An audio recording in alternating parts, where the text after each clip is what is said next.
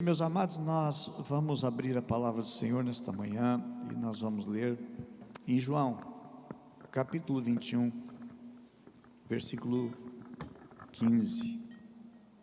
Na verdade, a mensagem de hoje ela é uma continuação da mensagem do domingo passado, onde Deus trouxe à nossa vida uma vida sendo moldada por Deus. Em cima da vida de Pedro, do discipulado que Jesus fez com Pedro, nós falamos que André levou Pedro para Jesus e André tinha uma preciosa percepção. Falamos sobre o privilégio de levar alguém a Cristo e também pontuamos que Jesus não olha o nosso passado, nem o presente, mas Deus olha o nosso futuro, o nosso amanhã.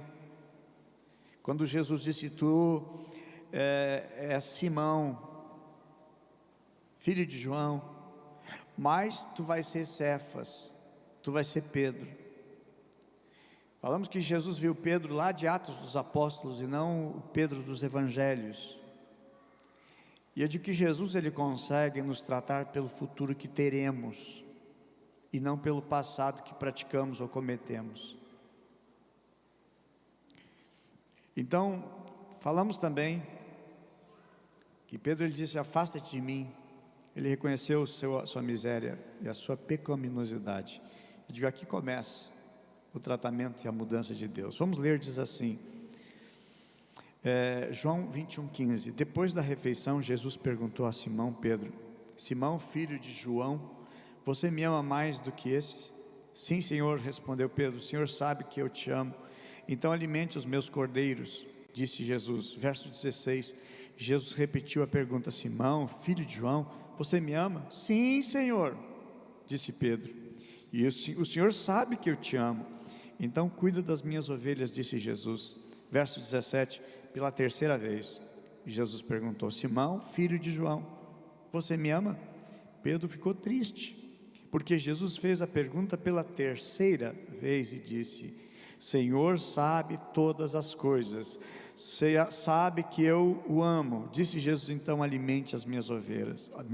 Verso 18, eu lhe digo a verdade, quando você era jovem podia agir como bem entendia, vestia-se e ia onde queria, mas quando for velho, estenderá as mãos e outros o vestirão e o levarão para onde você não quer ir, para onde você não quer ir, para onde você não quer ir, para onde você não quer ir, é para onde vão te levar. Verso 19, Jesus disse isso para informá-lo de que tipo de morte ele glorificaria a Deus. Então Jesus disse, siga-me. Podemos sentar, meus amados, que a graça de Deus, o Espírito Santo nos tome, que seja removido, retirado, extraído qualquer tipo de distração no nosso pensamento que nos impeça de ter acesso ao que Deus quer trazer. Obviamente que se a gente vai ler qualquer personagem da história, nós vamos encontrar falhas. Se nós olharmos para a nossa vida, nós vamos encontrar falhas. E os erros de Pedro, Simão, Barjonas, eles são evidenciados, são muitos erros, eu digo todos temos erros, falhas, pecados, digo mais existem as áreas que Deus quer trabalhar na nossa vida, assim como também foi trabalhado na vida de Pedro. E eu entro então com a mensagem de hoje, citando e falando das falhas que Pedro teve, e que Jesus trabalhou nele, através do discipulado. Primeira área na vida de Pedro, em que ele falhava e que nós falhamos, é a instabilidade. Não é estabilidade, instabilidade, ou a desestabilização, a falta de uma estabilidade. Ele era instável, ora estava bem e ora estava mal. Mateus capítulo 16, versículo 13 em diante, Jesus levou seus discípulos a Cesareia de Filipe, uma cidade romana dentro de Israel. E Jesus fez uma pergunta a seus discípulos, a pergunta foi, quem os homens dizem ser o Filho do Homem? Eles responderam, os discípulos responderam, alguns dizem que é João Batista, outros dizem que é Elias, ainda outros dizem que é Jeremias ou algum outro dos profetas. E Jesus fez a pergunta: e vocês? Quero saber de vocês agora. Quem vocês dizem que eu sou? Quem vocês dizem que eu sou? E Simão Pedro, interessante que é usado os dois nomes dele, o antigo e o futuro, o Simão e o Pedro, responde: tu és o Cristo, o Filho do Deus vivo. E Jesus respondeu: feliz é você, Simão, filho de Jonas, ou Bar-Jonas, porque isso não te foi revelado por carne ou por sangue, mas por meu Pai que está no céu. E eu te digo que você é Pedro, e sobre essa pedra edificarei a minha igreja, e as portas do inferno não prevalecerão contra ela. Eu lhes darei a chave do reino do céu, e o que você ligar na terra terá sido ligado no céu, e o que você desligar na terra terá sido desligado no céu. Então advertiu os seus discípulos que não contassem a ninguém. Mateus 16, 13 a 20. O que eu entendo aqui? Que Pedro, ele era muito impetuoso, e ele disse: olha, tu és o Cristo, tu és o Filho do Deus vivo, tu és aquele que já se profetiza há centenas de anos que tu viria, tu é o que nós esperamos. E aí Jesus olha: Pedro,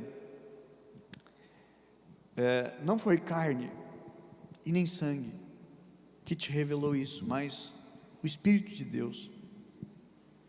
E disse: olha, o que tu ligar, Pedro, na terra vai ser ligado no céu. Tu é o cara, tu é o tal, tu é o bom, tu é maravilhoso. Sabe, meus amados, que muitas vezes as pessoas se acham o máximo porque acertou uma coisa, porque fez uma coisa boa, então já se julga melhor que todo mundo, se acha o melhor que existe, se considera o melhor da criação de Deus, se acha melhor que todo mundo. E aí vem o orgulho. Eu digo, tem pessoas que o elogio estraga. Existem pessoas que o elogio estraga. A pessoa era uma bênção, você elogiou, estragou. Alguém conhece alguém assim? Conhece alguma situação assim? Estragou. Foi elogiar, estragou. E a gente diz: não dá para elogiar, estraga. O primeiro problema na vida de Pedro é a instabilidade. Por quê? Logo depois, inclusive está na sequência ali, Mateus 16, 13 em diante, esse episódio. Logo depois do versículo 21, Jesus ele começa a falar da missão dele agora. Não foi carne nem sangue que te revelou, mas sim o Espírito do meu Pai. E aí Jesus traz aquelas promessas a respeito da vida de Pedro, e logo em seguida, versículo 21 diz assim: desde então começou Jesus a mostrar aos seus discípulos que convinha ir a Jerusalém, padecer muitas coisas dos anciãos e dos principais sacerdotes e dos escribas, e ser morto e ressuscitar ao terceiro dia. E a Bíblia diz assim: e Pedro, tomando de parte, começou a repreendê-lo, dizer: Senhor, tem compaixão de ti, de modo nenhum te acontecerá. Ele está falando com Cristo, o Filho do Deus vivo. Ele está falando com o próprio Deus encarnado, que é Jesus. E Jesus: olha, gente, vou explicar para vocês assim, tudo que vai acontecer. Eu vou ser preso, eles vão me açoitar, vão bater muito em mim, eu vou morrer, mas eu vou ressuscitar. E aí Pedro: não, Senhor, Jesus, só um pouquinho. O texto é o seguinte, que Pedro chamou Jesus à parte. Jesus: vem cá, eu preciso de uma palavrinha contigo. Eu tenho na minha agenda aqui um espaço livre, se tu quiser, pode aproveitar, que eu posso te atender agora. Vem cá, vem a parte aqui. Diz o seguinte, isso aqui não, isso aqui não, isso não pode acontecer contigo de maneira nenhuma. Isso não pode acontecer contigo, isso de modo nenhum pode acontecer. Jesus tem compaixão de ti, é o que diz o texto. Tenha compaixão de ti mesmo, de modo nenhum. E a Bíblia diz que Pedro começou a repreendê-lo. Olha quem repreendendo Jesus, um discípulo. Elogiou, estragou. Aí Jesus diz para Pedro o seguinte: queridinho, é o seguinte, tu sabe que eu te amo, tu sabe que tu é a maravilha do mundo, o melhor que existe. Não, Jesus disse assim: para trás de mim, Satanás. Para trás de mim, Satanás. Ora, há um tempo atrás, uns versículos atrás, não foi carne nem sangue, foi o próprio Deus, rapaz, se manifestou na tua vida. Agora, Satanás se manifestando na vida dele. O que eu entendo aqui, eu aprendo? Ora é espiritual e ora é carnal. Ora está adorando a Deus e derramando na presença de Deus, e outra hora está fazendo um banquete com o diabo, fazendo as maiores algazarras com o diabo. Ora está no céu, ora está no inferno. Esse Pedro, instabilidade, falta de estabilidade, instável. Meus amados, ora carnal, ora espiritual, ora está falando em línguas estranhas, mistério com Deus, e ora está tendo assim um relacionamento com o inferno. Infelizmente, amados, muitos enfrentam essa situação. A vida com Deus não é assim, sabe, aquele exames faz no coração, mostra aquele gráfico, sobe, desce, sobe, desce, sobe, desce. A vida espiritual assim, sobe, desce, sobe, desce, sobe, desce. Não tem aquela vida linear de comunhão com Deus, busca em Deus, vida crescente através do discipulado. É sobe, baixa, está em cima. Assim é a vida de Pedro. Horas ele é usado pelo Espírito Santo e horas ele é usado por Satanás. Então, não tem horas que a vida com Deus está tão bom, ou por exemplo, Pedro andando nas águas com Jesus, daqui a pouco afunda. Às vezes a vida espiritual assim também, daqui a pouco afunda. Ficou irritado com alguma coisa, ficou incomodada com o outro, caiu o velho homem, se manifestou o velho homem. Então, está Pedro entre o espiritual e o carnal, essa falta de estabilidade. Uma das falhas em Pedro é essa. Segunda, primeiro, essa mentalidade própria que ele tinha e a falta de estabilidade. Segunda falha que eu encontro na vida de Pedro, e também nessa precisamos estar cuidando demais, é o deleite próprio, prazer próprio, desfrutar para mim, e eu deixo de fazer e cumprir um chamado que Deus tem. Eu não acredito, não acredito que Deus queira apenas nos salvar e nos transformar. Eu vejo que Deus quer nos usar, cada um de vocês, Deus quer usar. Eu creio de maneira muito convicta no meu coração, no sacerdócio universal, que Deus chama todos para cumprir uma missão para Deus aqui na terra, e proclamar as boas novas de Cristo Jesus. Ser um evangelista, ser um evangelizador, ser um discipulador, ser alguém que recebe discipulado, mas alguém que também transfere discipulado. É alguém que aprende no aprisco, é treinado para depois também dar sequência e fazer a obra de Deus. Mas Pedro, ele enfrenta a situação do deleite próprio. Está lá em Mateus 17, versículo 1 ao versículo 7, quando Jesus ele é transfigurado no monte da transfiguração. Diz assim: 6 dias depois tomou Jesus consigo Pedro, Tiago e João, seu irmão, e os conduziu em particular a um alto monte, e transfigurou-se diante deles, e seu rosto resplandeceu como o céu, como o sol, e as suas vestes se tornaram brancas como a luz. E eis que lhe apareceram Moisés e Elias, falando com ele. E Pedro, tomando a palavra, disse a Jesus: Senhor, bom é estarmos aqui. Se quiseres, façamos aqui 3 tendas, uma para ti, uma para Moisés e uma para Elias. Estando ele ainda a falar, eis que uma nuvem luminosa os cobriu, e da nuvem saiu uma voz que dizia: esse é o meu filho amado, em quem tenho nele prazer, escutai-o.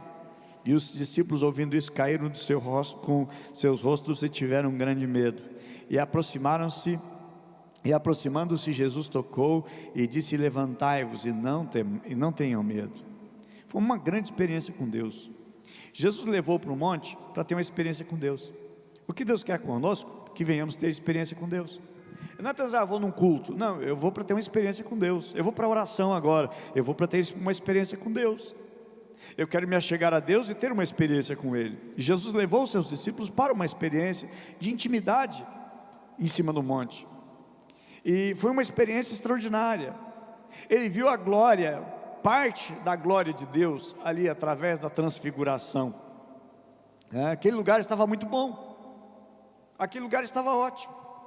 Até eu lembro que o pastor Alex Rangel, uma vez no seminário que nós tivemos, dos nossos apriscos, ele falando desta passagem, ele cita que estava lá Jesus conversando com Moisés e com Elias, no monte da transfiguração, e de repente Pedro: Senhor, que bom que nós estamos aqui. E aí ouve a voz, o que o pastor Alex diz o seguinte, Deus dizendo assim: Pedro, fica quieto, rapaz, cala a boca, deixa meu filho falar, escuta ele, não tem nada que abrir a tua boca, escuta ele, ouve ele, escuta o que ele tem a dizer. Então, na realidade, Pedro estava muito contente naquele ambiente. E às vezes nós estamos assim, e a gente quer mais de Deus. E quem não quer mais de Deus na sua vida? E quem não precisa mais de Deus na sua vida? Nós precisamos dessa experiência, nós queremos mais dessa experiência, nós queremos andar a um nível de intimidade maior com Deus, da presença de Deus. E é tão bom, é tão agradável, e a gente quer mais disso. É pecado? Não. O que é errado? É ficar extasiado só nessa experiência e não querer descer o vale. Eles estão nos montes, eles estão lá em cima, grande experiência com Deus. Só que lá embaixo tinha um endemoniado para libertar, tinha uma pessoa oprimida que estava precisando de ajuda e socorro. A vida prossegue. A vida espiritual, irmãos, não é só viver sempre nas alturas e êxtase com Deus. Temos uma missão, temos um chamado. Não é eu viver só o seu deleite, o meu prazer, o que eu estou vivendo. Que coisa maravilhosa. Eu preciso pegar dessa experiência e utilizar na força e na autoridade do Espírito Santo para ser bênção para a vida de outros. Às vezes é tão bom viver para mim, me agradar e me encher de Deus, ler muitos e muitos e muitos livros, ler muito a Bíblia, orar bastante, mas eu preciso pegar desta experiência que eu estou cheio de Deus, e eu preciso abençoar a vida de outros. Eu preciso ser canal de bênção na vida de alguém. Deus quer que você seja canal de bênção na vida de alguém. Não fique somente numa vida de engordar espiritualmente para si. A gente que é obesa espiritualmente, ela é tão cheia de Deus, mas ela não é bênção na vida de ninguém. Eu digo, Deus quer fazer você crescer. Deus quer te dar grandes experiências.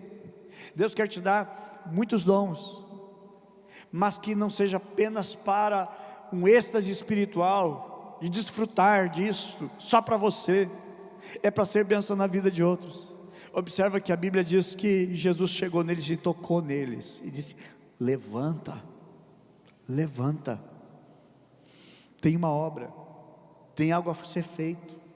E às vezes nós queremos o nosso deleite, o nosso prazer, ou ter muitas coisas para nós, e não lembrar que nós existimos para repartir aquilo que Deus nos dá. O apóstolo Paulo disse assim: aquilo que eu recebi do Senhor, eu também vos entreguei. Você aprendeu, reparta. Ouviu uma mensagem, reparta a mensagem. Compartilha na vida espiritual aquilo que Deus faz. Não é como nas mídias sociais, né? Gostou do vídeo? Dá o seu like. compartilha também. Eu digo, a nossa vida com Deus, o que Deus fala com a gente, nós repartir com alguém, não apenas no computador, no nosso dia a dia, na missão que nós temos. Ser igreja, amados, é ter uma missão, não é apenas ir na igreja, visitar a igreja, não, eu tenho uma missão. No momento que eu coloco os pés na casa do Senhor, eu tenho uma missão. No momento que eu vou para a oração, vou para o jejum, eu tenho uma missão, é repartir, é compartilhar. Não somos chamados para viver o deleite próprio, para ter visões extraordinárias. Eu estava vendo, não li a reportagem, mas o título da mensagem: um milionário pagou milhões para ir para o espaço. Maravilha, ele tem dinheiro, pode gastar e faz o que ele quiser, mas é um deleite próprio, é só para ele. Agora, o precioso na vida é aquilo que a gente faz e que muitos são abençoados, muitos são agraciados, e a gente pensar num todo e não pensar em si, certo? Pensar em si é pecado. Pensar só em mim e não pensar nos outros é pecado. Tem um evangelho só para mim, isso não é bom. Eu preciso fazer com que a minha vida ela possa render e possa produzir no reino de Deus, e eu possa ser uma bênção para o maior número possível de pessoas. Nisso está, meus amados, a alegria plena, que é aquilo que Deus tem para nós, ok? Então, é precioso, o culto é maravilhoso, esse lugar é bom demais, mas amanhã, segunda-feira, sai um missionário daqui. Eu saio daqui, recebo de Deus, mas eu saio daqui missionário, evangelizando, falando de Jesus, orando pelas pessoas. Está um colega falando do problema que ele tem, e aí você, mas a vida é assim mesmo. Não, tu está com esse problema, é o seguinte, eu vou orar por ti agora, e Deus vai mudar a tua história. Seja um missionário, seja um instrumento da mão de Deus. Não viva o culto para um deleite próprio para você apenas, mas que você possa ser um instrumento na vida de muitas e muitas pessoas. Eu digo, tem gente lá no vale, Jesus, olha, levante-se, vamos descer, tem gente lá no vale, e a Bíblia menciona na sequência, que eles descem do monte, lá está um menino oprimido por Satanás, a qual era para eles libertar. Enquanto isso, os outros discípulos que não foram para o monte, estavam lá discutindo teologia, estavam discutindo pontos teológicos, quem tinha razão, quem estava certo, quem não estava, condenando, apontando os erros dos outros, e não tinham força espiritual para expulsar e libertar um demônio, ok? Então precisamos ser bênção, queremos sim viver para o deleite dos outros e não viver apenas um deleite próprio, ok? Precisamos enfrentar desafios que estão diante de nós, que estão lá na nossa frente, ok? Precisamos não só receber de Deus, mas precisamos dar aquilo que do Senhor nós temos recebido, amém? Então, os erros de Pedro: autossuficiência, falta de estabilidade, deleite próprio e o pecado da autossuficiência. Terceiro ponto, autossuficiência, ou seja, até as decisões dele eram próprias e não mais do Senhor Jesus. Mateus 17, versículo 24 até o versículo 27, fala a respeito do imposto. Diz assim, versículo 24, Mateus 17, 24: quando Jesus e os seus discípulos chegaram a Cafarnaum, os coletores ou cobradores de impostos das 2 moedas, 2 dracmas, vieram a Pedro e perguntaram: o mestre de vocês não paga o imposto do templo? Sim, paga, respondeu ele. Quando Pedro entrou na casa, Jesus foi o primeiro a falar, perguntando-lhe: o que você acha, Simão? De quem os reis da terra cobram tributos e impostos? Dos seus próprios filhos ou dos outros? Dos outros, respondeu Pedro. Disse-lhe Jesus: então, os filhos estão isentos. Mas para não escandalizá-los, vai ao mar, joga o anzol, tira o primeiro peixe que você pegar, abra a boca e você encontrará uma moeda de 4 dracmas. Pegue-a e entregue a eles para pagar o meu imposto e o teu.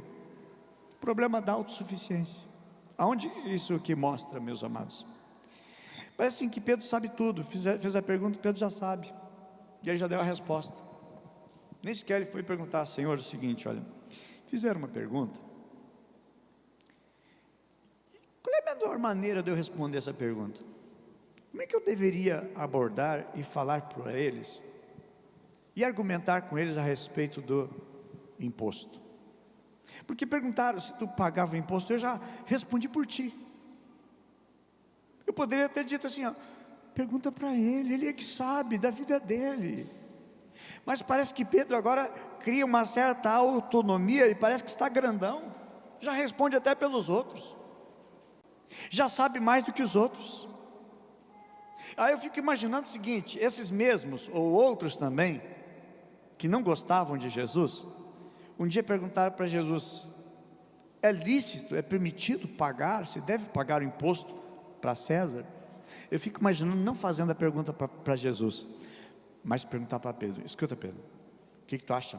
É lícito pagar o imposto para César, o imperador?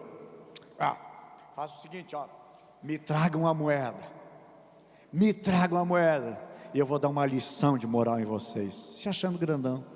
Graças a Deus, irmãos, que às vezes Deus limita a gente, para nós não nos ensoberbecer, para nós não nos acharmos autossuficientes. Pedro, ele não vai consultar o Senhor Jesus, saber: Senhor, olha, fizeram uma pergunta, e eu não sei qual é a intenção dessa pergunta, como é que eu devo responder? Interessante que agora não estão mais procurando Jesus, eles fazem a pergunta agora para Pedro.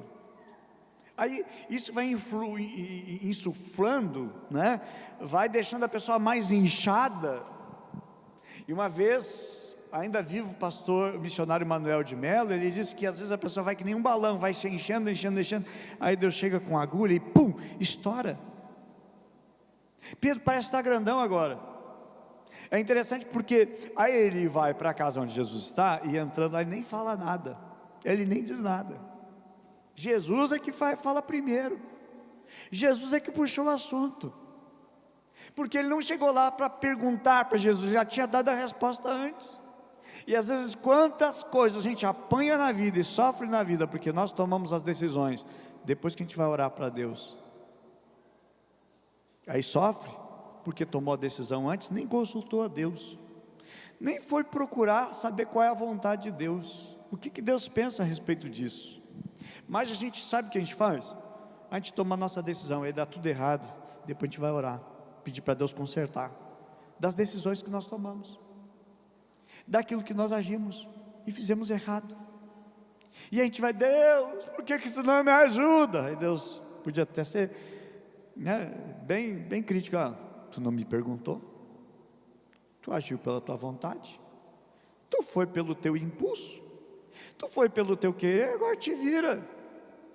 Só que Deus é misericordioso, Deus é bondoso, Deus é tremendo, meus amados. Então, interessante, ele vai para Jesus, ele não diz nada, Jesus é que tem que puxar o assunto, Jesus é que tem que fazer a indagação para chegar lá, a respeito daquilo que Jesus sabia que tinha feito.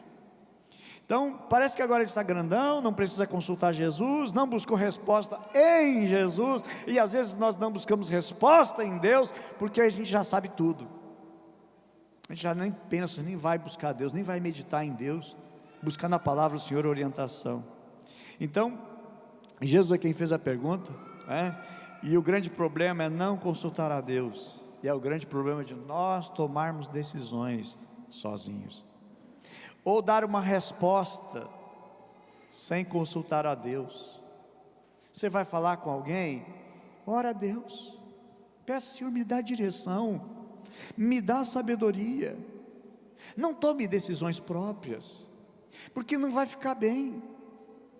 Não decida sozinho, procure orientação e direção de Deus. Às vezes a gente vai na contramão. Olha o problema que deu para Israel, porque o líder de Israel, chamado Josué,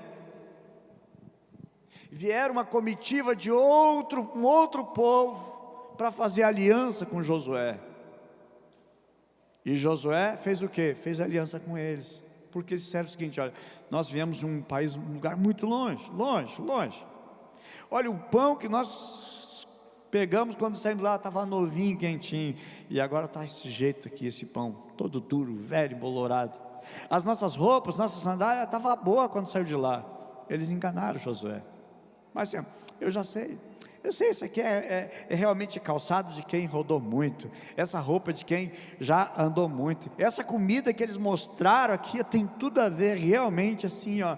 Os caras estão falando a verdade. E ele não consultou a Deus. O que aconteceu? Fizeram uma aliança com aquele povo.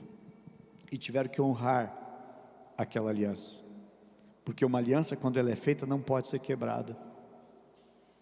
Porque, meus amados, Josué não consultou a Deus, não buscou a Deus.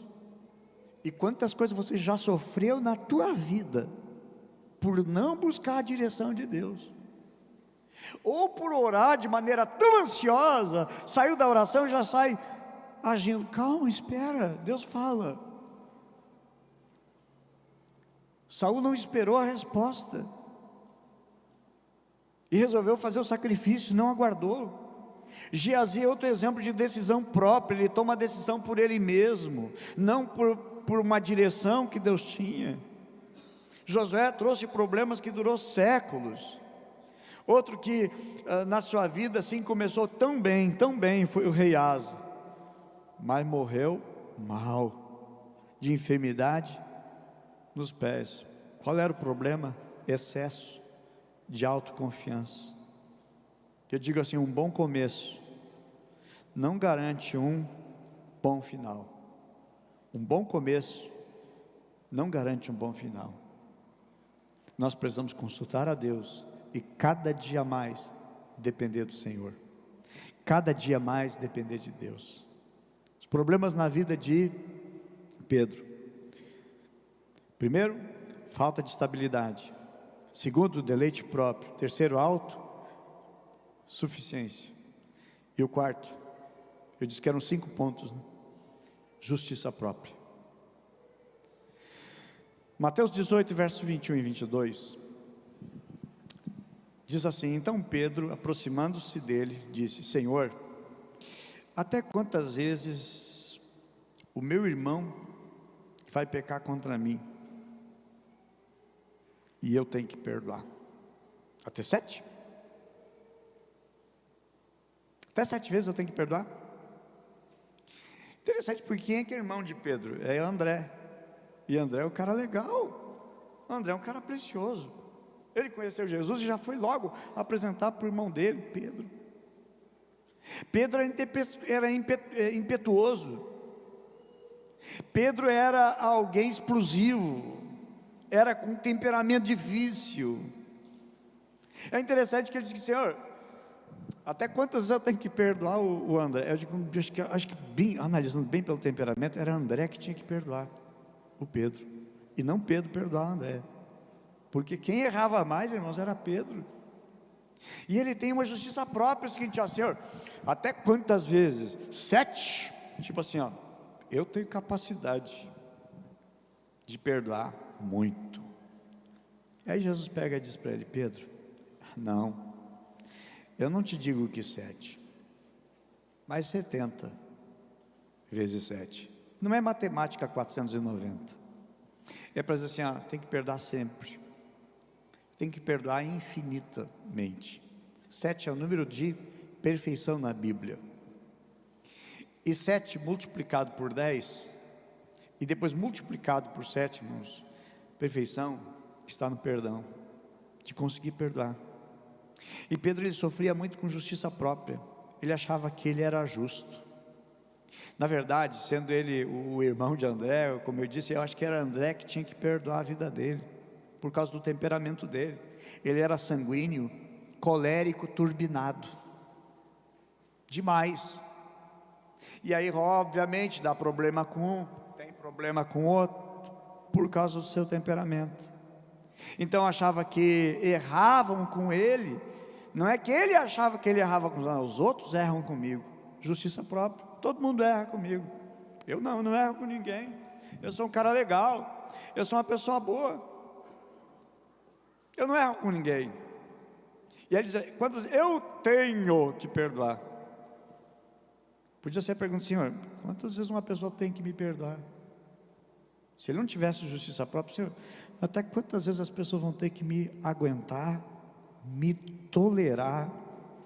Quantas vezes é o limite? Quanto eu ainda consigo viver errando com as pessoas e eu ainda posso buscar recurso de ser perdoado? Mas quantas vezes eu tenho que perdoar? Então, mas o problema da justiça própria é o ato de encontrar ou tentar encontrar em si mesmo algum merecimento diante de Deus, de se achar justo diante de Deus.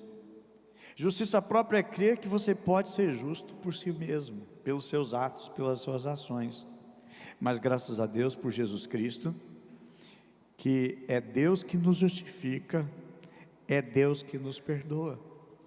Não é porque nós somos justos, até porque a Bíblia diz em Romanos que não há nem um justo sequer sobre a face da terra. Nós não podemos confiar no nosso merecimento de bênção de Deus. Eu mereço ser abençoado. Aí chegando na igreja, pessoal, dá licença, dá licença, dá licença. Eu mereço ser abençoado aí. Aí está o pessoal ali, né, medindo a temperatura, passando álcool gel. Não preciso dessas coisas, porque esse vírus eu não pego, e essas coisas não pegam em mim, eu sou mais do que abençoado. E cheguei aqui agora, o ambiente todo vai ser abençoado. Esse é achar o problema de Pedro. É confiar em si mesmo, nas suas ações. Esse é o problema da justiça própria. E vamos para o último ponto dessa mensagem, não menos importante, mas muito relevante e de grande valia para a nossa vida: o problema da autoconfiança, confiança própria.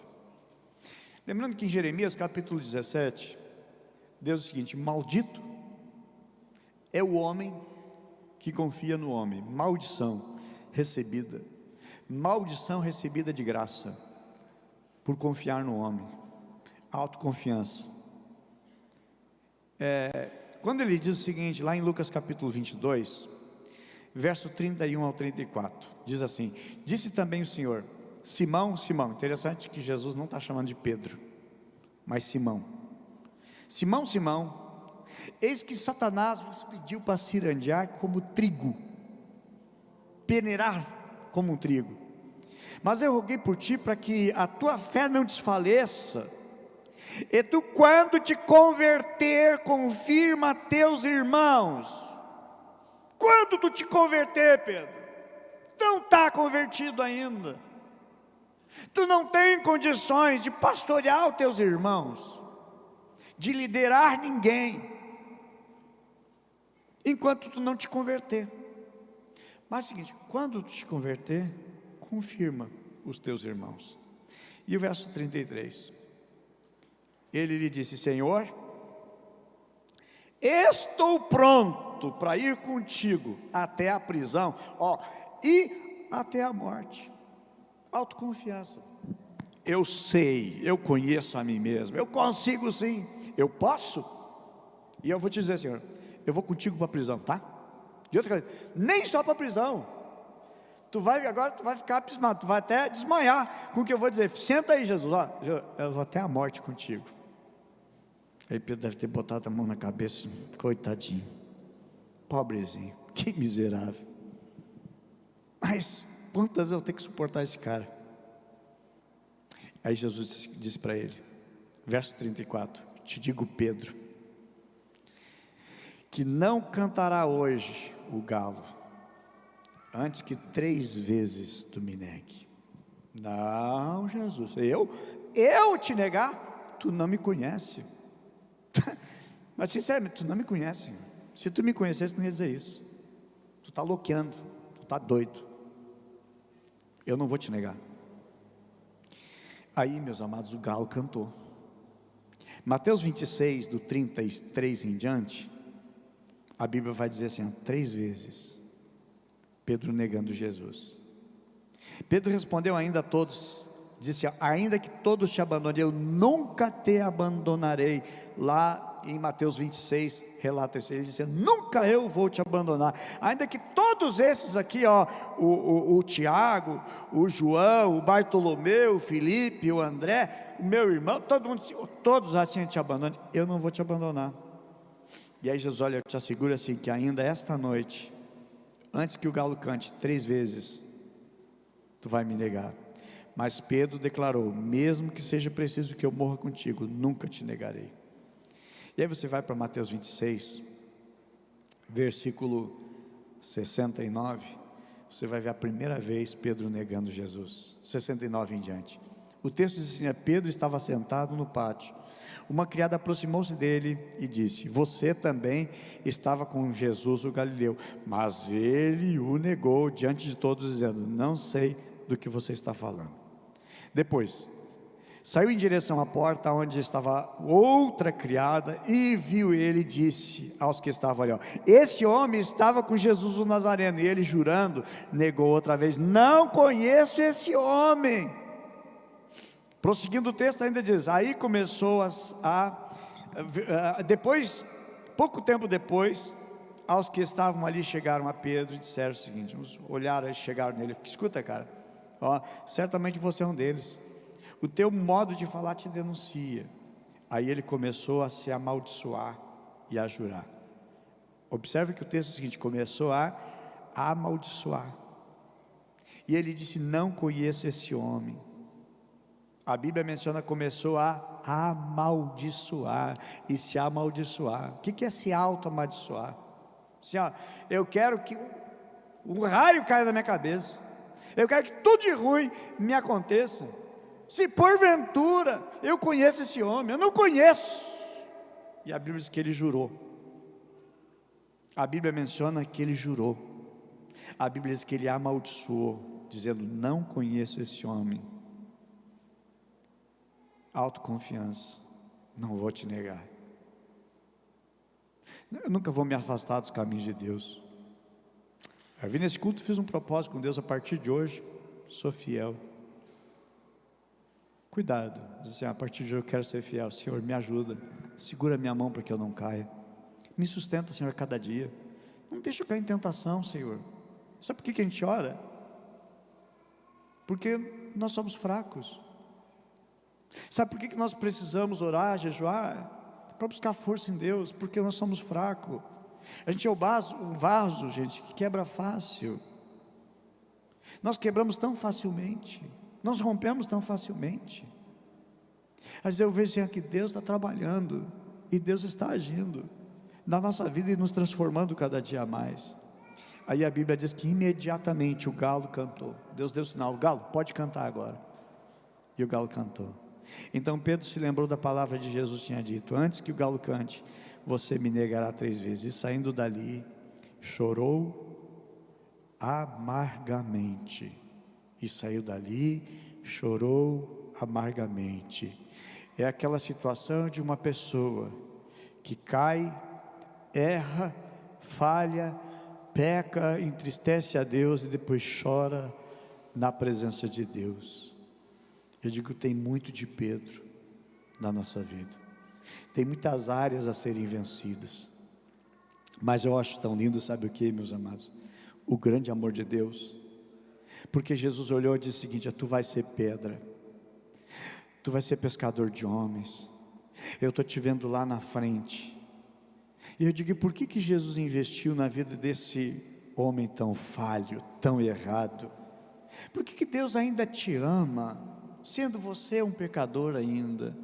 Eu digo, isso aqui é graça, é bondade e é misericórdia, e é uma missão que Ele tem para colocar nas nossas vidas. É algo sobrenatural. João capítulo 21, Jesus chega, ressuscitado já, depois que morreu, ressuscitou.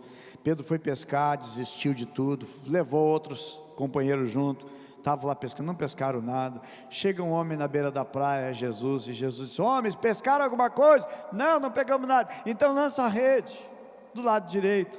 E eles lançaram, e a Bíblia diz que veio a rede cheia de 153 grandes peixes. João disse: olha, é o Senhor. E Pedro se atira na água e vai nadando até onde Jesus está.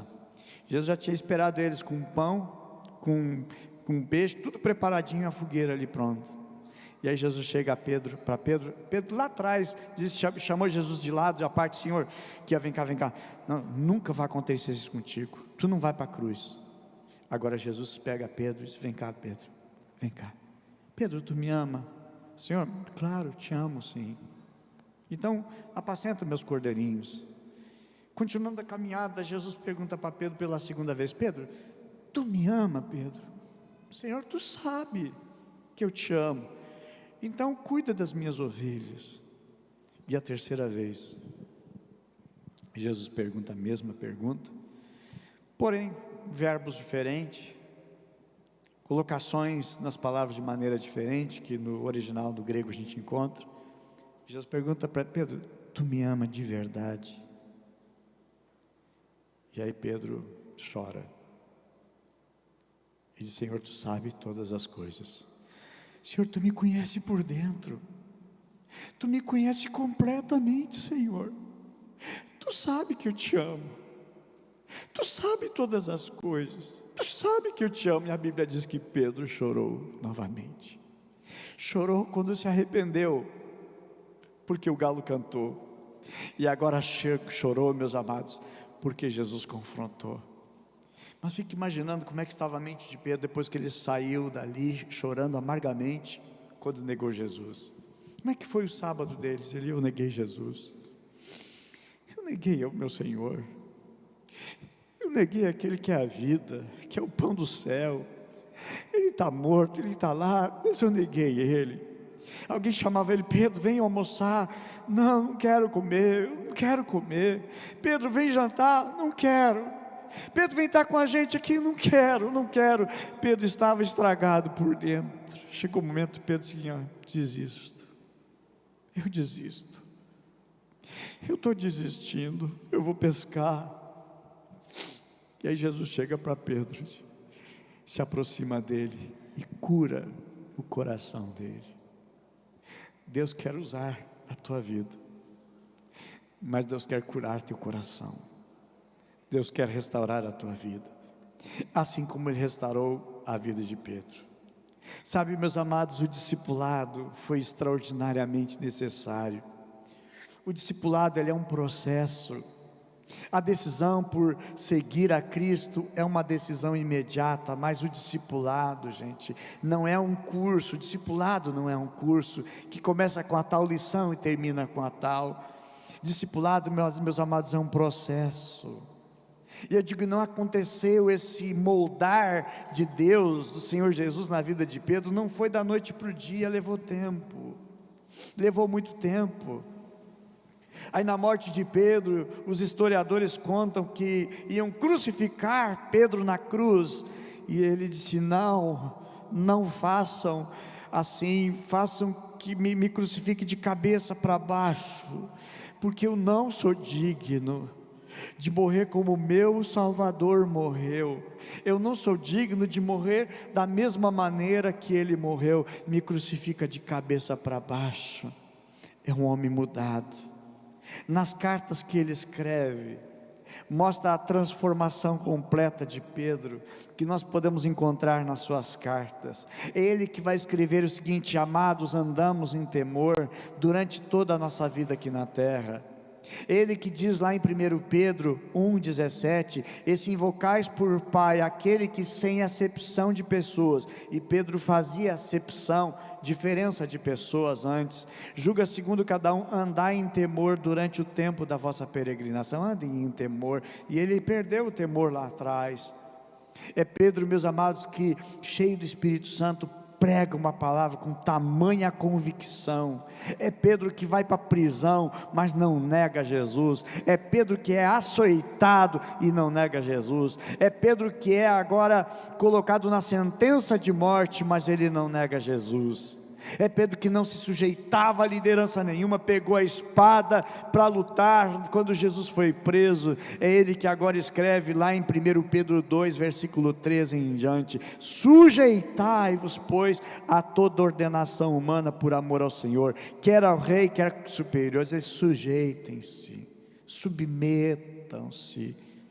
1 Pedro 2, 18, em diante, ele diz: sujeitai-vos com todo temor ao Senhor, não somente ao bom e humano, mas também ao mal, se sujeitem a todos. Ele vai falar sobre submissão.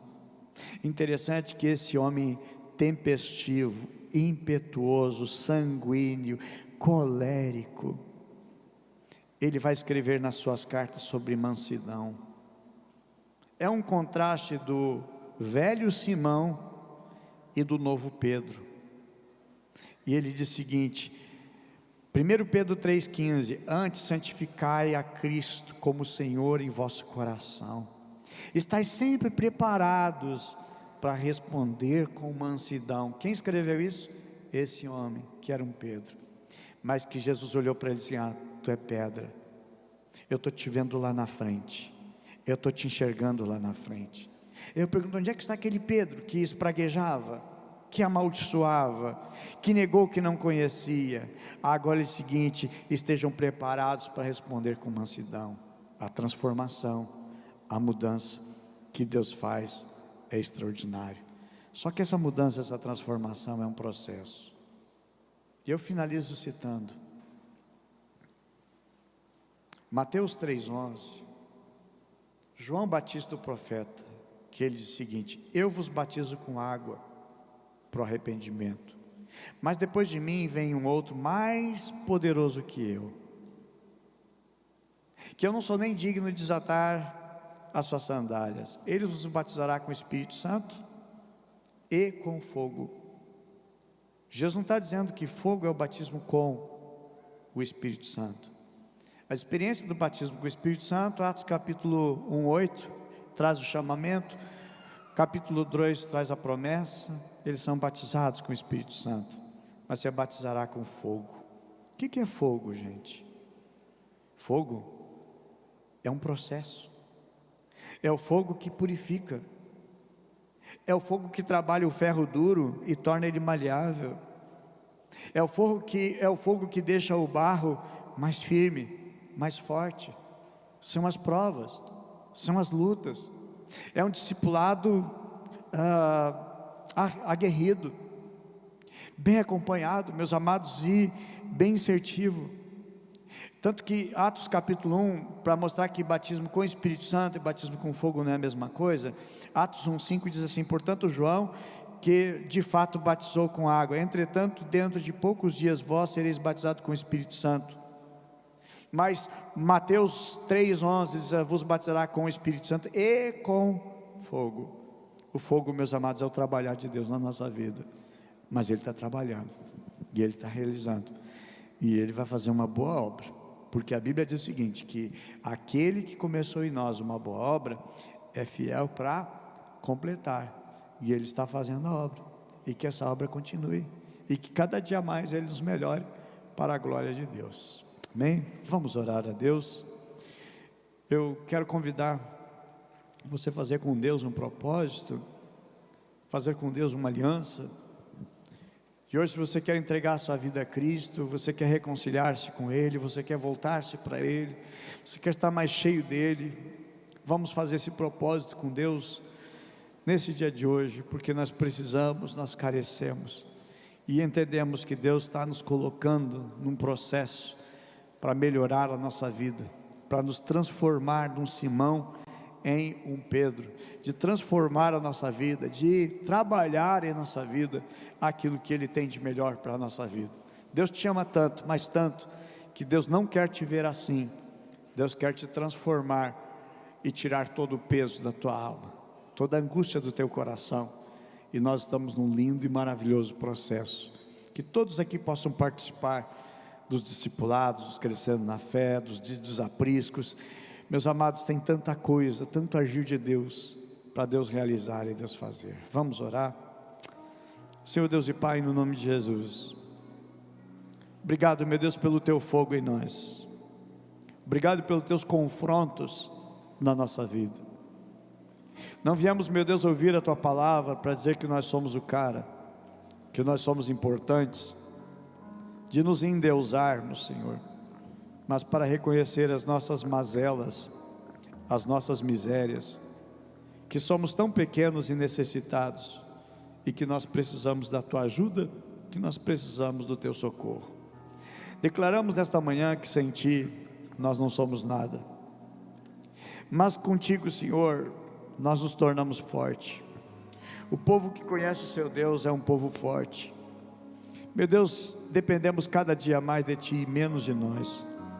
Portanto te pedimos, Pai, tem misericórdia, abre portas, derrama a tua graça, manifesta o teu favor, transforma a nossa vida, Senhor, transforma o nosso ser, que possamos, meu Deus, cada dia caminhar e ouvir mais, Pai. Viemos do culto porque precisamos, Pai, cada dia ser transformados, Senhor, ser ensinados. Precisamos de mais de ti, Senhor. Colocamos, Pai, tudo aos teus cuidados nesta manhã, buscamos o teu socorro e tua ajuda, e vem, meu Deus, transformar, Pai, cada área aqui ministrada, mencionada. Que o teu Espírito Santo faça uma linda e uma grande obra, porque nós precisamos, Senhor, ser transformados por ti. Precisamos, meu Deus, ser modelados por ti, amoldados por ti. Faz em nós e cumpre em nós o teu querer e a tua vontade. Obrigado, meu Deus, pela tua bondade sobre as nossas vidas.